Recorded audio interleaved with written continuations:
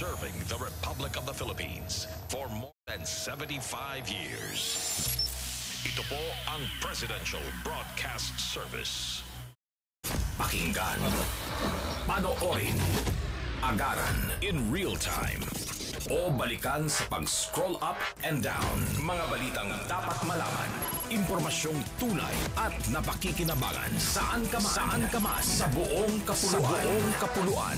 Bangon sa bagong sigla. Kababayan, kasama ang social media. Powered broadcaster ng bagong mamamayan. Tapat sa pag-uulat. Ito po ang Presidential Broadcast Service. Sa Kalbayog, Radyo Pilipinas, 882 AM.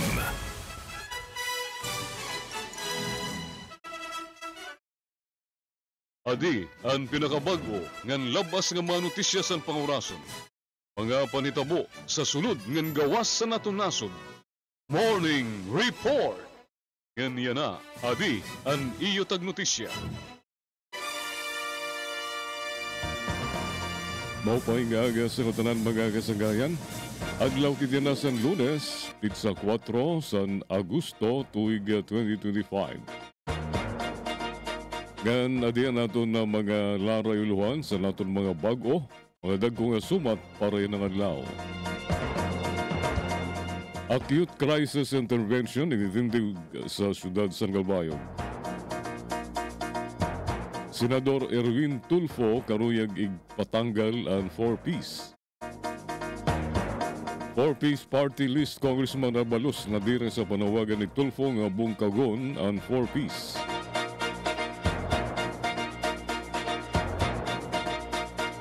Katungaasan mga Pinoy sa bugos nga Pilipinas mga kablas.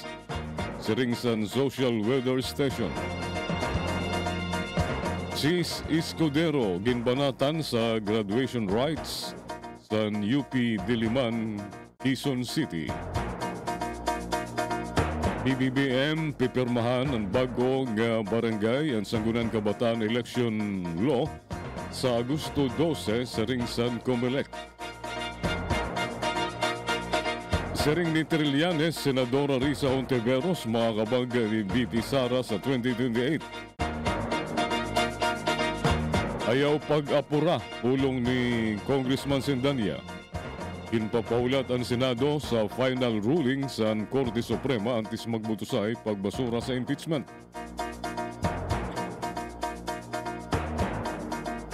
Sa Langyaw, bulkan sa Kamchatka, bumutok kauman sa 430 anyos. Amo to nato na mga headlines, mga detalye katuwiban, masunod dayon. Bagong Pilipinas para sa bawat Pilipino.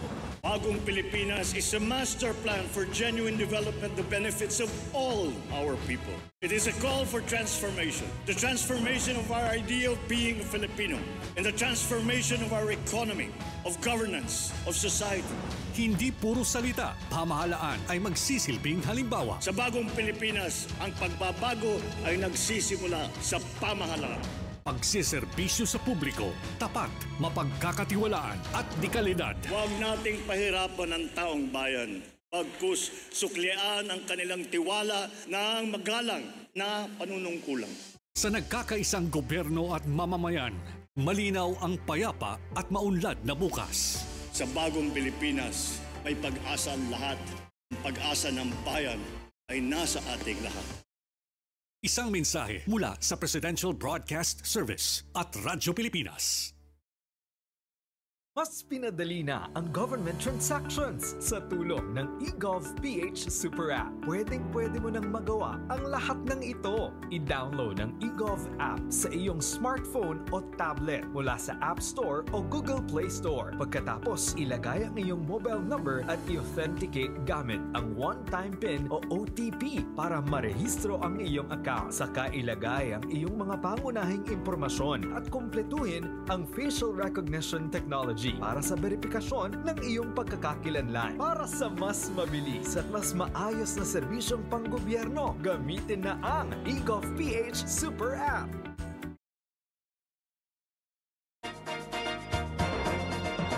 Ganyan na sa mga detalye sa natin mga sumatuna na notisya lokal.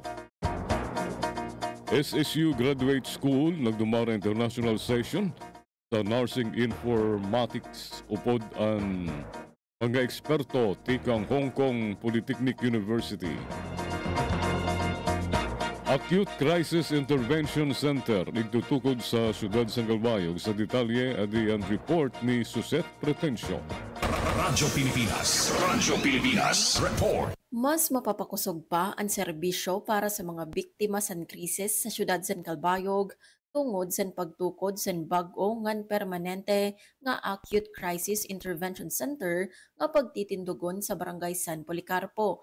Kabahin ani nga proyekto san hulos nga commitment san gobyerno lokal sa paghatag san proteksyon sa mga vulnerable nga sektor ngan sa pagpaduso san matatapuran nga social services para sa nga tanan.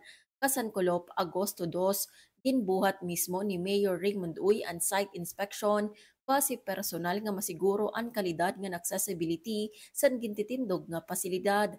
Nagpapakita ang proyekto san tinuod nga panindugan san lokal nga gobyerno sa pagproteher sa mga vulnerable nga sektor pinaagi san konkreto ngan matatapuran nga aksyon. Didto naman sa siyudad San Catbalogan, gindumara sa Samar State University o SSU Graduate School ang usa nga international learning session sa naglabay nga semana pinaagi sa Zoom sa ilarom sa kurso nga Advanced Nursing Informatics para sa Master of Science in Nursing program. Ang aktibidad may titulo nga Global Frontiers in Nursing Informatics nga ginpartisiparan sa mga eksperto tikang sa Hong Kong Polytechnic University nga usa sa mga nangunguna nga institusyon sa larang sa nursing education ngan health innovation. Highlights sa session ang presentasyon ni Dr. Vivian Hui, professor sa Nursing Informatics, AI and Technology sa Polytechnic University na nagahatag sa global insights sa larang sa nursing informatics. Ini usa nga panuyuan sa Samar State University sa pagpakusog sa international partnerships ng moderno nga edukasyon sa nursing. Para sa Bagong Pilipinas, Suzette Pretencio, Radyo Pilipinas, Radyo Publiko, Calbayog. Northern Samar ginduduso ang Universal Health Care sa detalye din report ni Charmaine Perito. Radyo Pilipinas Report. Base sa report sa Coast Guard District Eastern Visayas, padayon ang diretsong operasyon sa Amandayahan Port ilarom sa pagpamuno ni Captain Jonathan Marfil. Umabot sa 266 ang rolling cargoes sa pantalan ug may napulo nga biyahe sa mga sarakyan pandagat. Nagpaabot liwat bulig ang PCG sa 840 nga pasahero ilarom sa libreng sakay program sa San Juanico Bridge. Mayda naman 25 nga non-essential ug 15 nga essential awaiting rolling cargoes nga may average waiting time nga usa kutob 3 ka oras para sa essential goods ug 5 kutob 8 ka oras para sa non-essentials. Kasumpay sini, nagpapadayon ang dredging activities 20 metros tikang sa pantalan ug backfilling works 10 metros sa ligid sa Amandayahan Port como parte sa konstruksyon sa kadugangan nga rampa. Balita sa Northern Samar. Ginpangunahan ni Northern Samar Governor Harris Umchuan kasugbong ang mga opisyal sa Provincial Health Board ug Health Sector ang harampang parte sa progreso sa local health system.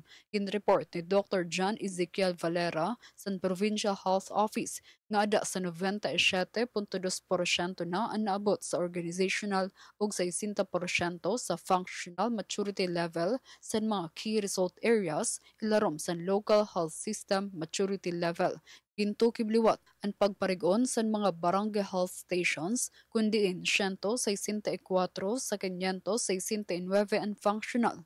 Pagkamayada bag-o nga HIV treatment hub sa Northern Samar Provincial Hospital ug padayon nga mental health programs. Ginharampang liwat ang mga upgrade sa mga ospital sugad sa dialysis ug ICU services. Base sa Provincial Health Office, 4.83 milyones pesos tikang sa Special Health Fund ang nagamit na yan nga tuig para sa Local Investment Plan for Health. Kinpresentar naman sa PhilHealth ang NYACA program nga mabulig sa mga pasyente sa mga pampubliko nga ospital.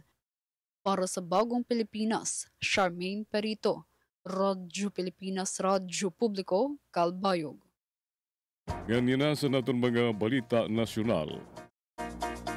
Umabot na sa 38 katao ang nagamatay tungod sa pananalasa sa nabagat kan tulong nga sa unson nga bagyo sigon sa report sa National Disaster Risk Reduction and Management Council NDRRMC Kasankulop. Nailistewat ang 33 nga mga samaran ngan 8 nga mga nagkakawagra.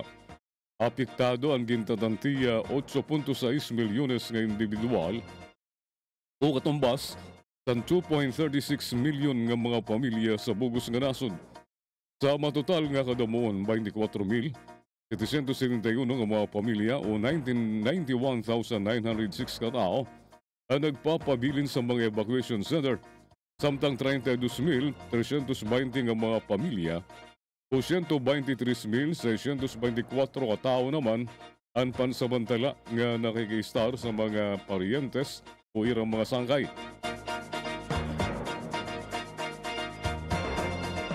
Narubat liwat ang masubra 73,000 nga mga kabablayan tungod sa seryes ang kalamidad, samtang masubra 1 bilyon nga kantidad sa bulig ang na-distribuer sa mga apektado sa bulig sa DSWD, Office of Civil Defense, mga LGUs ng mga non-government organization.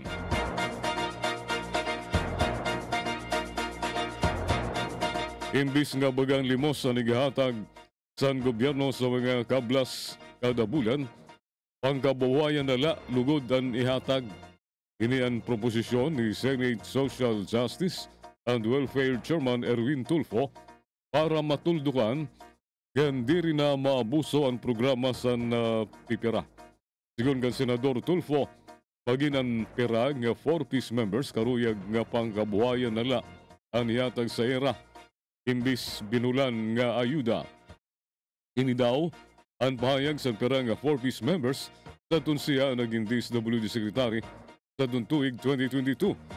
Masakit luwat daw kasi sa ira nga mabatian nga mga hubya sira pabigat ng diri sa nakabulig sa nasod, tugang panitulfo. Pag binigyan mo kasi sila ng puhunan, may magiging ambag sila sa ekonomiya kahit na magtayo lang sila ng maliit na mga karinderya o sari-sari store o pagbenta ng anumang bagay online, siring sa senador.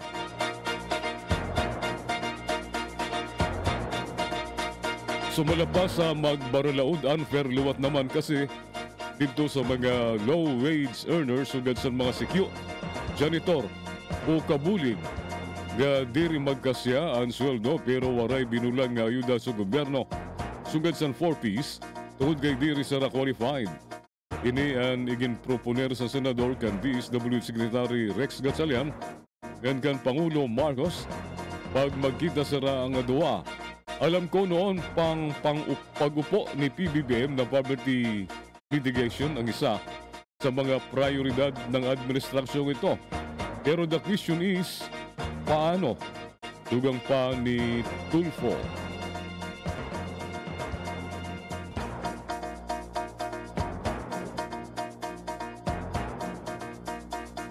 Ginsuportahan ni Speaker Ferdinand Martin Romualdez ang Department of Health sa paglansar sa DigiBack application. Usang importanteng sangkap, agud matuman ang panuyo ni Pangulo Ferdinand R. Marcos Jr.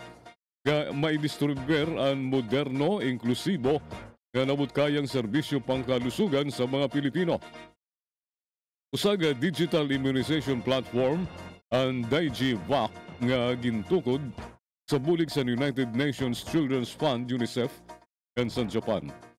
Panuyo sini nga maghatag sa real-time access sa mga vaccination record, agud masiguro nga waray bata nga mahibabayan sa pagkarawat sa mga bakuna nga makagdatalwas sa kinabuhi. This initiative is aligned with President Marcos' healthcare roadmap that centers on digital innovation, improved access to essential services, and the welfare of every Filipino, especially our children, saring ni Romualdez. The House of Representatives fully support this effort. Pinagi Sanday J. Vac, we are reinforcing the President's vision of bagong Pilipinas where public health care is efficient, responsive, and future-ready. Dugang pa sa House Speaker.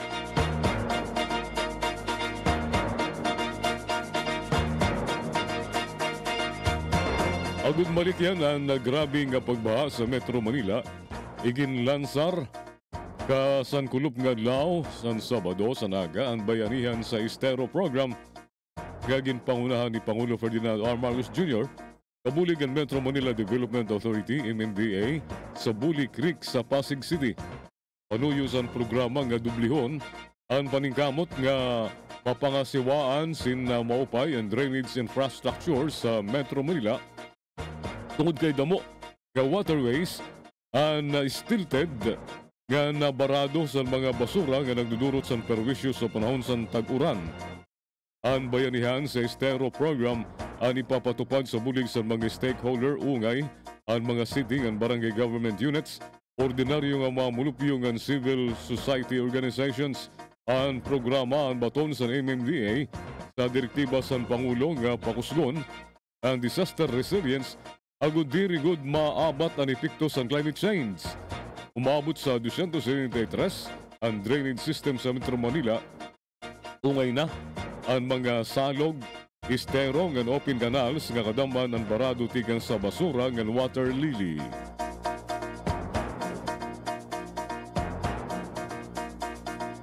Aros katunga sa mga pamilyang Pilipino o 49% ang nagsiring nga sira ang mga kablas sa Hunyo pero mas hamubo kumpara sa survey sa Abril sigun sa Social Weather Stations, SWS.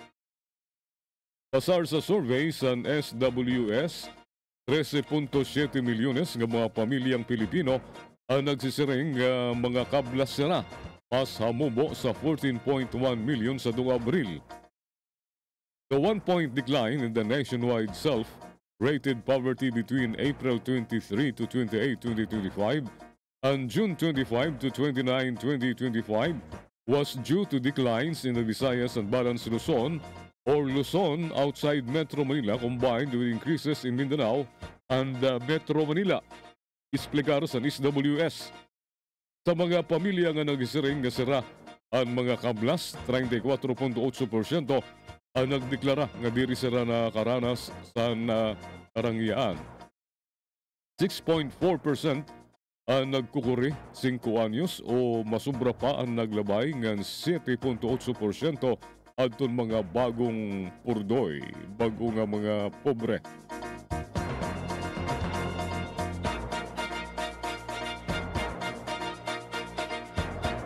Istado na ni Pangulong Ferdinand R. Marcos Jr.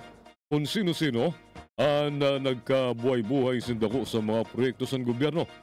Kungay na ang mga palpak nga flood control project sigun kan Senador Erwin Tulfo. Balita ko po, kilala na po ni Pangulo yung tao na yon. I think may na-identify na po siya, kaya nga po hindi ko na lang mabanggit. Baka ayaw ko na po pangunahan ng Public Works. Ayaw ko na po pangunahan ang investigasyon ng Malacanang. Pero na-identify na nila. Saring ni Tulfo sa radio interview ka San Kulop nga Lao.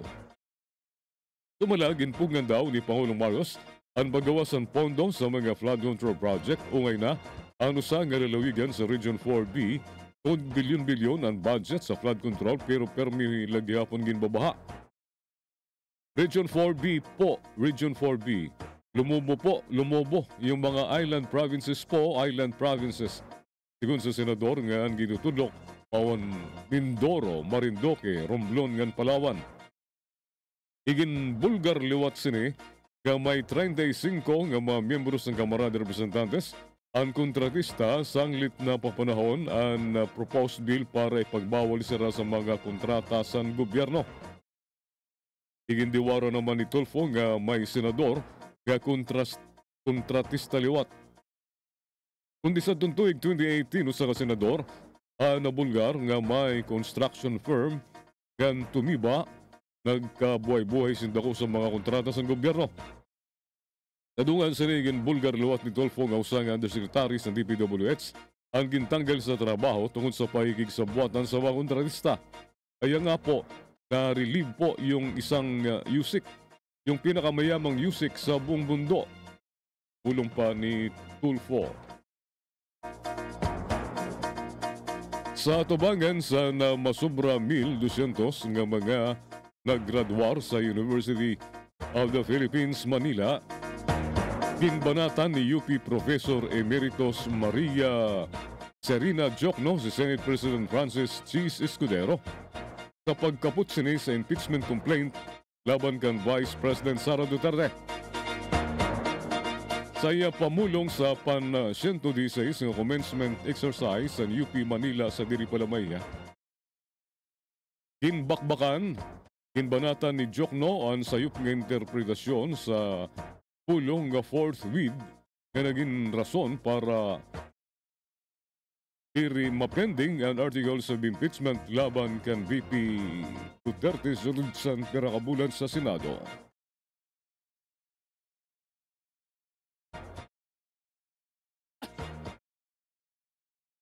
Waray banggita sang professor ang ngaran ni Escudero pero halata nga ini ang ginpapatamaan niya sa pamulong sa mga nagraduar sa UP. Ano ang silbi ng utak kung walang prinsipyo at tapang upang panindigan ito? Imagine isang salita, fourth read, ay ayaw intindihin ng nanunungkulan sa Senado. Doon ni Jocno. UP graduate ha? At binigyan pa ito ng bagong kahulugan. Hindi agad fourth read, kundi 4 na buwan makalipas o diligaya kapag may panahon pa ang Senado. Panatson Professor Escudero, kausang alumni sa UP, igin question liwat ni Jocno ang nabaga panbabasol pa sa mga nagbalangkas sa 1987 Constitution tungod kay diri daw klarado nga paghatag sang kahulugan sini. Dugang pa niya, kasalanan sa mga naghimo sa naton batakan balaod konstitusyon ang diri daw kalabuan sa nayakan nga fourth read. Angay daw imbis sini gamiton ang pulong immediately. What utter nonsense, doon niya. Sanglit mensahe niya sa mga naggraduar nga scholar ng bayan, dapat isabuhay ang standards ng UP dirila sa kalugaringon nga kinabuhi kundi sa tanan nga aspekto. Inimawan dungog, kausayan ngan pagserbisyo o honor excellence, ang service nga kinanglan magkaupod permi ang tulo. The position does not confer honor. You bring honor to the position, not the other way around. And this applies to UP as well as to our country and every aspect of our lives. Painundom ni Jocno, anay chairperson sa National Historical Commission of the Philippines.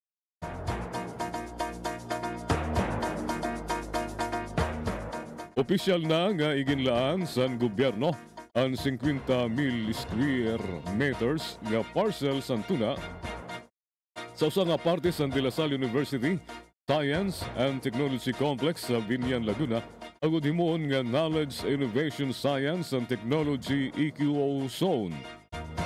Ini ang kauman magawas ang Malacanang sa Proclamation number 985 kundiin ang lugar ang tatawagon University Innovation Hub sa Leandro V. Locsin Campus.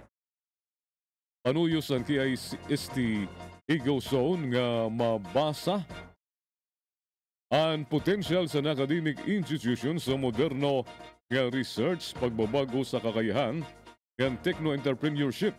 Sabi na sa mga universidad ng kolehiyo, ang bago nga Eco Zone ang kinahanglan tumugot sa mga probisyon sa Special Economic Zone Act of 1995 ng mga Border Solutions and Philippine Economic Zone Authority, PISA.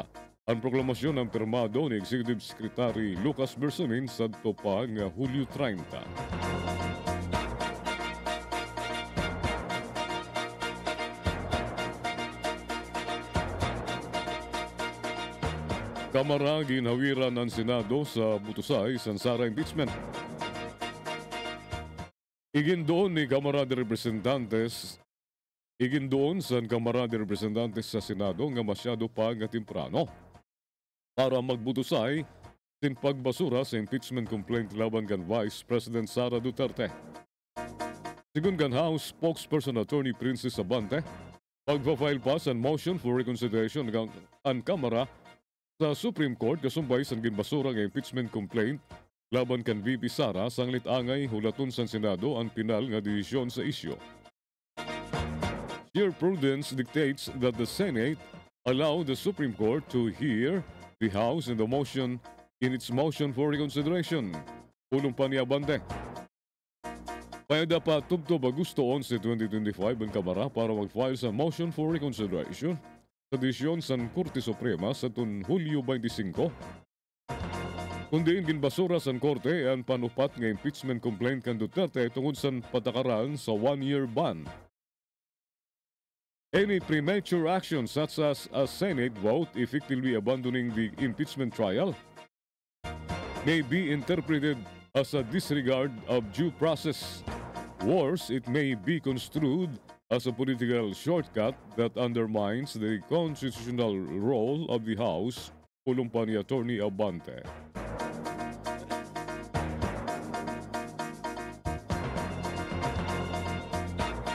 Igingalipay sa Malacanang ang nagataas nga approval ng trust rating ni Pangulo Ferdinand R. Marcos Jr.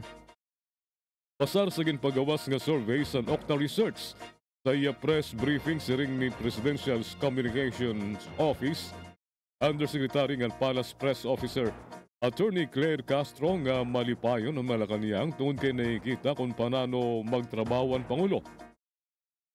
Pero diri daw basaran ang numero tungod kay duro-diritso la ang Pangulo sa pagduduhol sa mga serbisyo sa taong bayan. Kung tumataas ang approval at trust rating ng Pangulo ay nakakatuwa dahil nakikita na nagtatrabaho ito, pulong pa ni Castro. Mas makuri daw kung maghamubo ang rating pero nagtrabaho kadungan ang pabati ni Castro nga mas mabugat kung magataas ang rating sa waray naman ginihimo.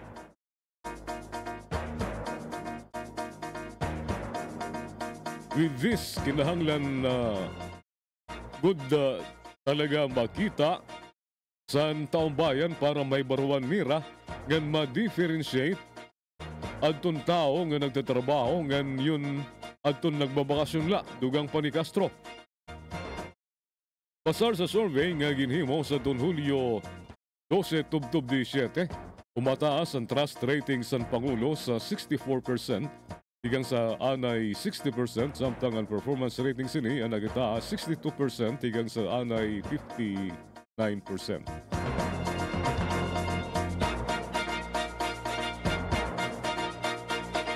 PBBM pipirmahan ang barangay sa Sangguniang Kabataan Election Law. Yan na nga tidaraon nga Agosto 12, siring San Gomilek. Diri pagin kakumpirma sa Malacanang ang desisyon ni Pangulo Ferdinand R. Marcos Jr.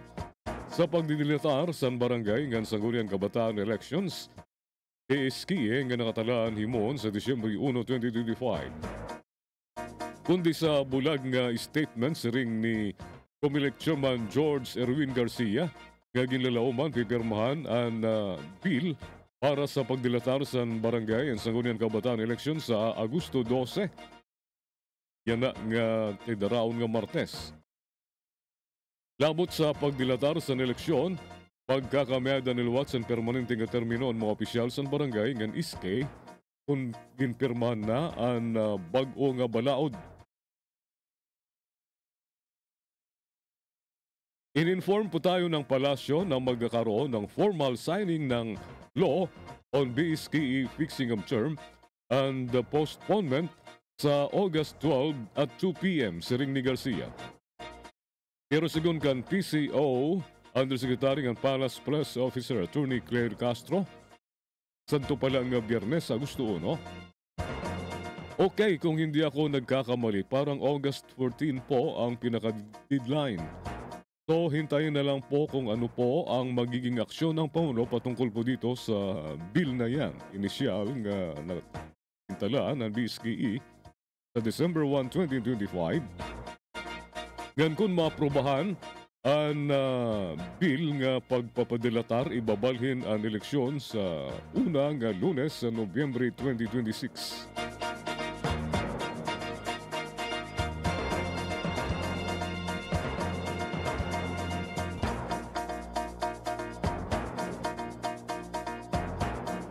Chis Escudero namimiligro sa Senado, pulong ni Jingo Estrada.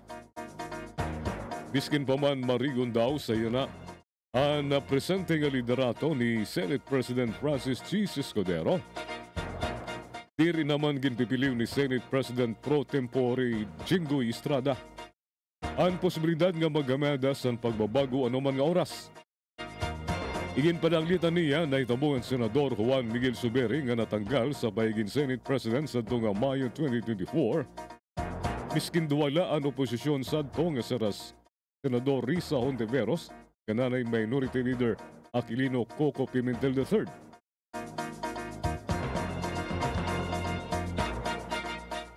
Yes, stable, I think so. Nung kay Senate President Zubiri, nga ilan yun, dalawa lang ang minority na tanggal pa rin siya. Pahayag ni Estrada sa interview sa mga reporters Huwebes ang gabi Hulyo 31. I'm just giving a comparison. Dalawa na ang minority, 22 ang majority pero natanggal pa rin siya. Anything can happen naman kahit bukas pwede kaming patanggal dugang paniya. Saya na ang oposisyon. Ang ginpapamunuan ni Senador Vicente Tito Soto III, kaupod sa Zubiri, Loren Ligarda Panfiloping Lacson ng Hontiveros. Siring ni Estrada, ang kinahanglan lahimuon sa niya nga liderato sa Senado ang maging produktibo ngan ipasa ang mga priorities nga proposed bill sa administrasyon. Just do our job as legislators. Dapat marami kaming outputs kung ano na pag-usapan sa LIDAC, Legislative Executive Development Advisory Council, ang ay may patuman sa ring ni Estrada.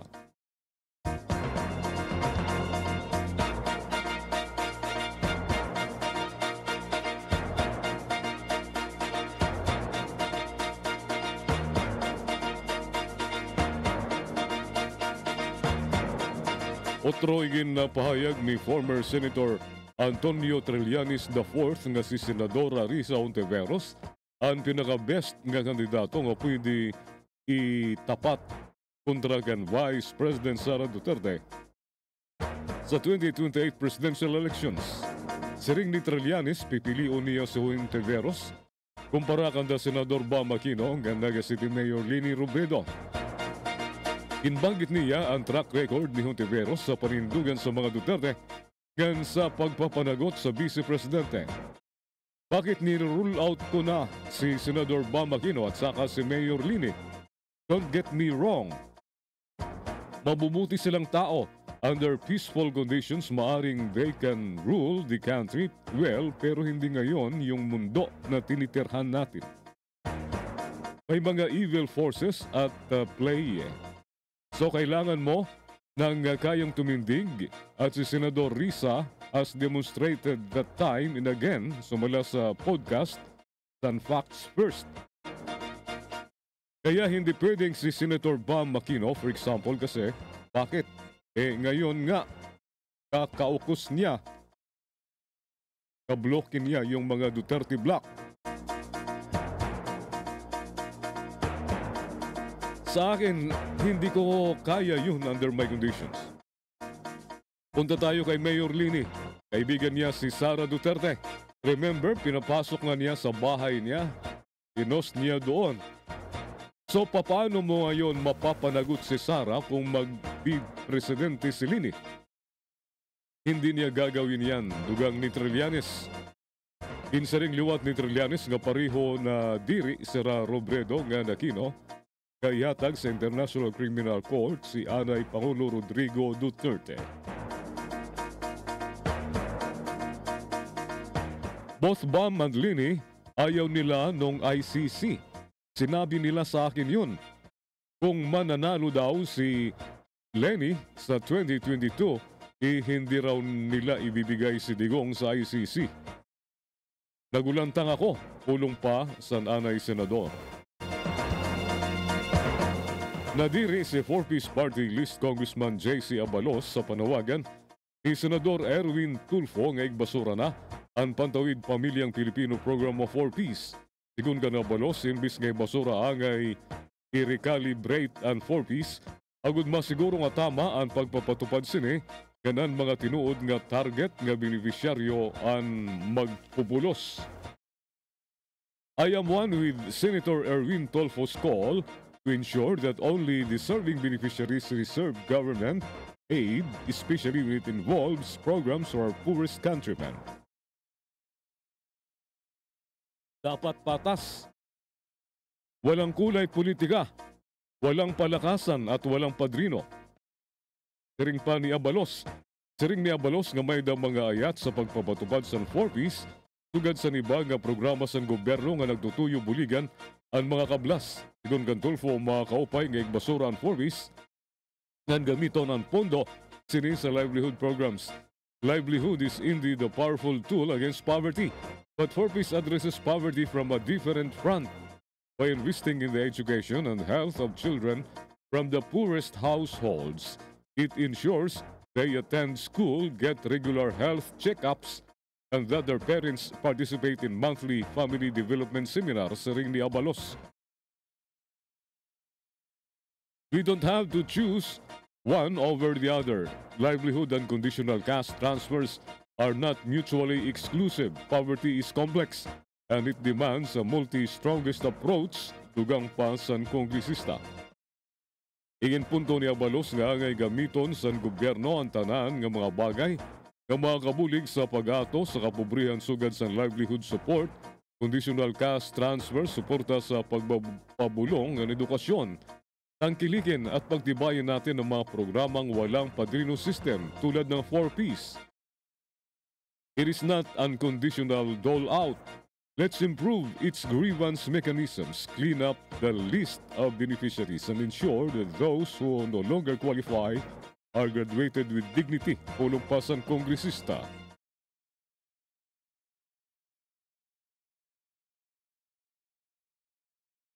Nagdurot san kahadlok gasolinahan sa Caloocan, nagbuto. Nagdurot san kahadlok sa mga residente ng motorista ang pagbuto nga san gas station dito sa Caloocan City. Sigun sa nagsarang nga video sa insidente sa Facebook, naitabuan sunog sa Caltex gas station sa Urbano Plata Street Corner Ed sa bagong baryo Caloocan City. Tanto nga gusto uno, pakikita sa video ang madakmul nga aso nga nataas nga kalayo nga nagtitigan sa sulod sa gasolinahan samtang nagkakasamok ang mga tao sa palibot. Dagmit naman nagresponde ang mga bumbero ng emergency responders sa lugar para puypuyon ang kalayo.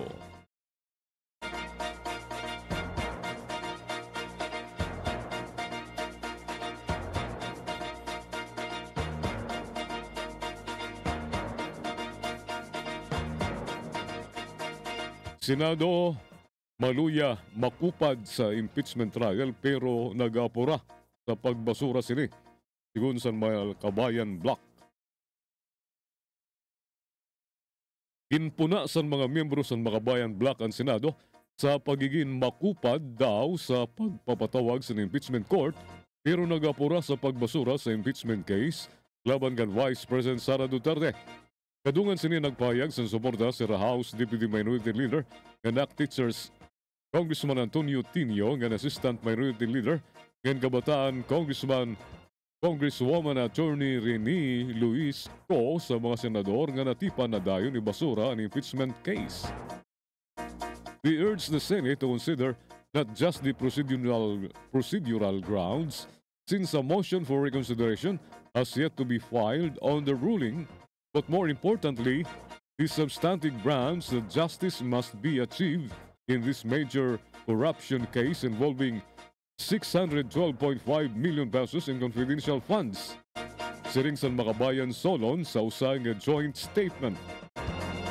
The Senate's handling of this impeachment case exposes a glaring double standard. They were painfully slow to convene the impeachment court and begin the trial, taking 6 months to act. But now they are rushing to dismiss the case based on a ruling that is not even final. Dugang pa ng kongresista.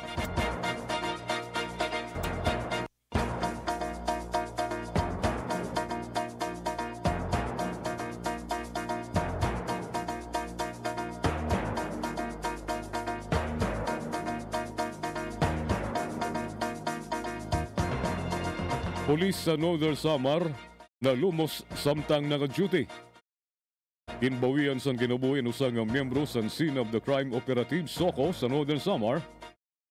Kauman bumaliktad ang ginsasakyan nira nga motorboat samtang tiuli tigal sa operasyon. Ang operasyon ang para kuwaon ang mga bangkay sa karangan NPA member nga nagkamatay sa usang engkwentro sa bungtusan Las Navas.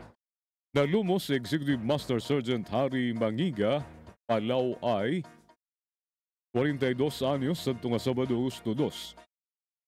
Kauman makumpleto ang investigasyon sa SOCO sa Barangay San Isidro, Northern Las Navas, Northern Samar, kundiin 8 katao nga ginatapan komunista na patay sa operasyon sa militar. Pauli na unta sa bungto si Palau ay ganan iya grupo sa kaisan bangkasan ini ang bumaliktad. Napalya ang mga pagsiguro paningkamot nga igriskyo siya.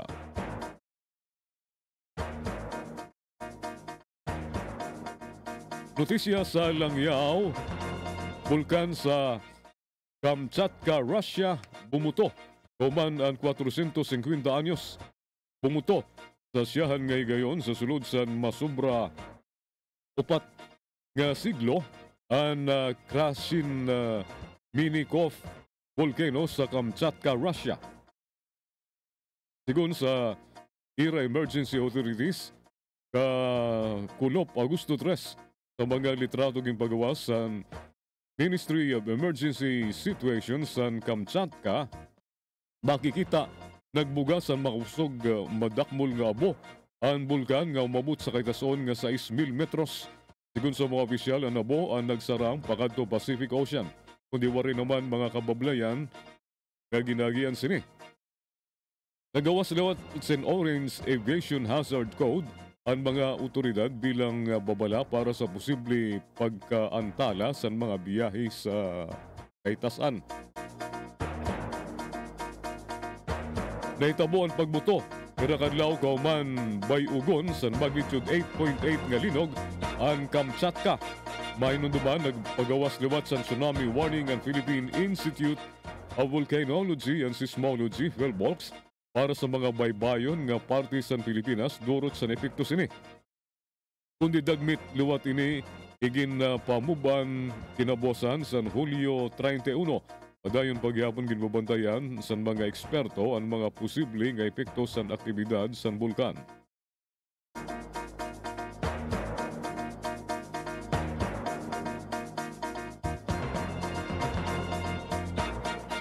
Pope Leo pinasigla mga nagpartisipar sa Youth Jubilee.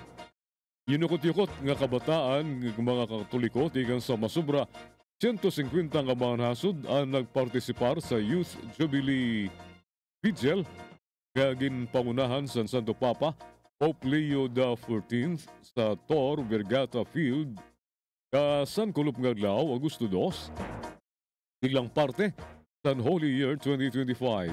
Sa iya pamulong ginagat sa Santo Papa ang mga kabataan nga magameda sa kaisog sa paghimo sa maupay nga desisyon sugad sa pag-asawa.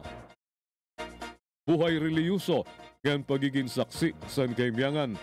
Inbalaan luwat niya ang mga kabataan sa kadelikaduhan sa social media gingintagan doon ang importansya sa tinuod nga pagkasarangkay. Sigun sa mga organizer, nagpapabilin nga masigla ang mga kabataan sa pag-ampo, pagkanta ngan pagkumpisal sa masubra mil nga mga kapatian sa iba-ibang pinulungan sa luyusan kapaso ngan kakulangan sa pasilidad. Samtang sobra naman igin kasubo ni Pope Leo nga duha nga pilgrim ang nagamatay nga usa na ospital sa pagtambong sa nasabing aktibidad. Ginpangunahan ni Pope Leo ang closing mass ang selebrasyon kakulop nga adlaw.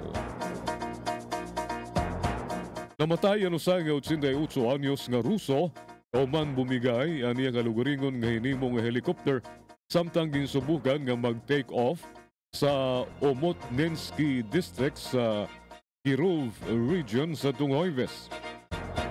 Sigon sa report sa Volga Region Transport Prosecutor's Office, ginpandar sa biktima nga si Vladimir Trapisnikov ang makina sa aircraft sa tigda mautod ang rotor blade sini. Nahilabog nga nagrabi nga nakasamad sa Ruso. Iginsugod siya sa Omotnensky District Hospital pero ginbawian sa kinabuhi makalabay ang pira ka oras. Diri-rehistrado ang nasabing aircraft kan ginibisigaran na ang mga detalye sa insidente. Si Trapisnikov, usa nga anay driver sa laging company, ang kilala sa era lugar bilang inventor. Bata pala, nangarap na siya nga maging piloto nga naging tampok pa sa usa nga short film sa 1985 kauman matagumpay nga mapalupad ang usa sa iya kalugaringon nga imbento nga eroplano. Nakahimo siya sa 5 nga aircraft sa kabugusan.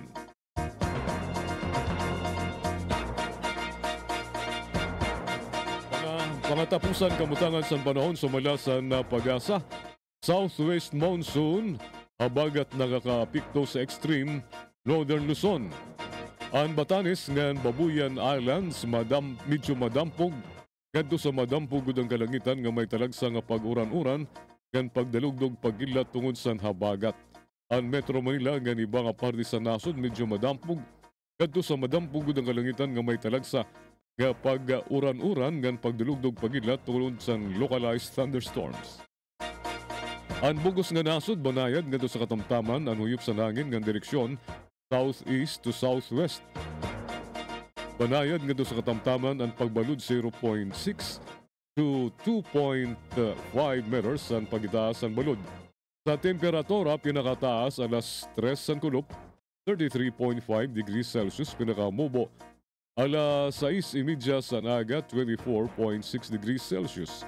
Relative humidity pinakataas alas 5 sa gagahon 90%, pinakamubo alas 3 ang kulop 54%. Ang high tide alas 5:07 sa kaagahon 1.07 meters ang ginataas ang tubig. Ang paghubas alas 3:27 yan nga kulop 0.19 meters ang igubos ang tubig. Ang adlaw sumirang kanina alas 5:40 sa kaagahon matutunod alas 6:24 yan nga gabi. Amaton kabugusan sa morning report para yan na nga Lunes, Agosto 4, 2025 sa ngaran sa nakaupod ko sa kontrol, si Ezra Taro, Engineer Juven Cardinas, ini naman ang iyo tagnotisya. Jean Navilon, nagpapasalamat. Umpay nga aga sa iyong atanan.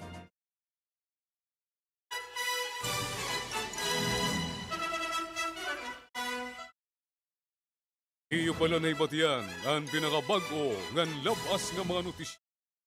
Halad, serbisyo publiko sa niyo istasyon, DYOG, Radio Pilipinas, Calbayog.